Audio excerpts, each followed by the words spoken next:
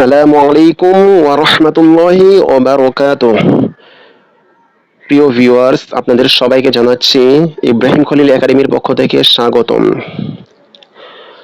আজ আমি আপনাদের সামনে হাজির হয়েছি আজানের পরে যে দোয়াটি পড়া হয় এই দোয়াটিকে নিয়ে, অর্থাৎ আজানের দোয়া। ইনশাআল্লাহ আমি আজানের দোয়াটিকে প্রতিটি শব্দে শব্দে অনুবাদ ভেঙে বলার চেষ্টা করব। যদি আপনারা মনোযোগ সহকারে ভিডিওটি দেখেন এবং শোনেন, ইনশাআল্লাহ আপনারাও এই দোয়াটি মনোযোগ ভালোভাবে শিখতে পারবেন। তাহলে চলেন শুরু করা যাক। বিসমিল্লাহির রহমানির রহিম। আল্লাহুম্মা রব্ব হাযিহিদ দাওয়াতিত তাম্মাহ والصلاة القائمة آت محمدا الوسيلة والفضيلة والدرجة الرفيعة وابعثه مقاما محمودا الذي وعدته وارزقنا شفاعته يوم القيامة إنك لا تخلف الميعاد।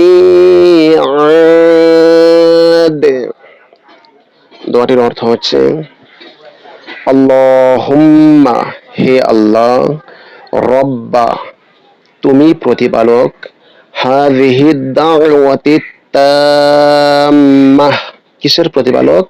হাযিহি অর্থ হচ্ছে এই, দাওয়াতিত তাম্মা, তাম্মা অর্থ হচ্ছে পরিপূর্ণ, আর দাওয়াত অর্থ হচ্ছে আহ্বান বা ডাকাডাকি। অর্থাৎ হে আল্লাহ, আপনি হচ্ছেন এই পরিপূর্ণ আহ্বানের মালিক অথবা রব বা প্রতিপালক।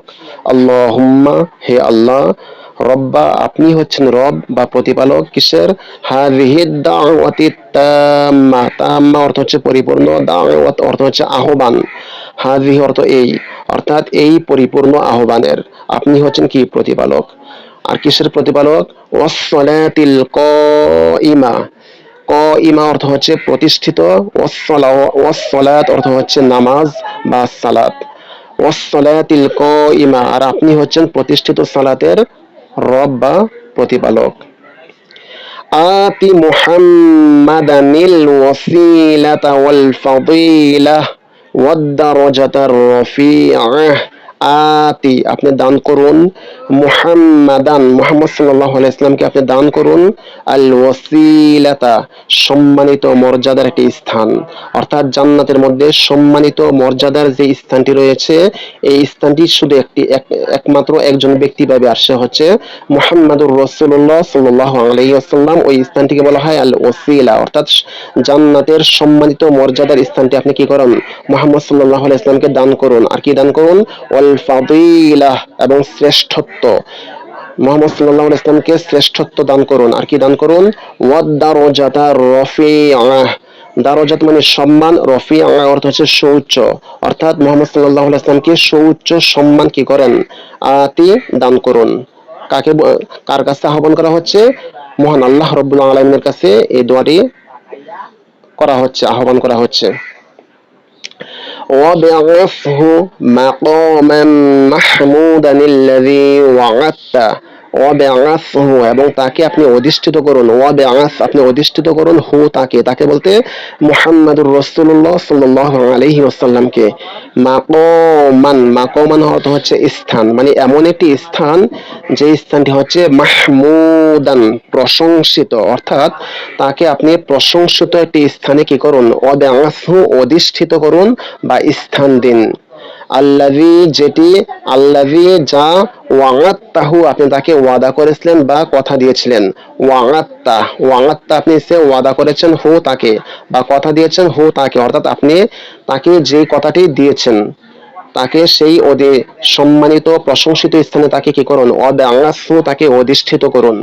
ওয়ারযুকনা, এবং আপনি আমাদেরকে নসিব করুন, কি নসিব করুন? শাফাআতাহু।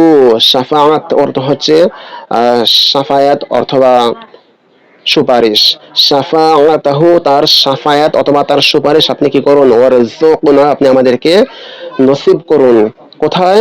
ইয়াউমাল কিয়ামাহ, কিয়ামতের দিন। ইয়াউমা অর্থ দিন, আল কিয়ামাত হচ্ছে মহাপ্রলয় বা শেষ বিচারের।